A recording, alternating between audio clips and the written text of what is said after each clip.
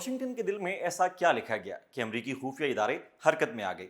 صرف 4 ہندسے اور پورا وائٹ ہاؤس ہل گیا۔ واشنگٹن کی زمین پر لکھا گیا وہ پیغام جسے مٹانا تو آسان تھا مگر سمجھنا خطرناک۔ نیشنل مال کے سبزہ زار پر 4 بڑے بڑے اعداد 8647، نہ کسی نے دیکھا کیسے لکھے گئے، نہ کوئی گواہ، نہ کوئی مشتبہ، صرف گھاس کا رنگ بدلا اور ایک سوال جو پورے امریکہ میں گونجنے لگا، یہ صرف توڑ پھوڑ ہے یا کچھ اور؟ 86 ریسٹورنٹ کی اصطلاح جس کا مطلب ہے ہٹا دو، مسترد کر دو۔ 47 یعنی ڈونلڈ ٹرمپ امریکہ کے 47ویں صدر۔ 2 لفظ ملے اور وہ نعرہ واشنگٹن کی زمین پر کندہ ہو گیا۔ محکمہ داخلہ حرکت میں آیا، پارک پولیس پہنچی، نیشنل گارڈ بھی موقع پر، گھاس کے نمونے لیبارٹری گئے، تحقیقات شروع ہوئی، کیونکہ یہ صرف گھاس کا مسئلہ نہیں، یہ صدر کی سیکیورٹی کا سوال ہے، یہ امریکہ کے وقار کا سوال ہے۔ اور پھر یاد آیا سابق FBI ڈائریکٹر جیمز کومی، جنہوں نے سوشل میڈیا پر 8647 شیئر کیا اور مقدمہ قائم ہو گیا۔ کومی نے کہا میرا مقصد تشدد نہیں تھا، مگر قانون نے کہا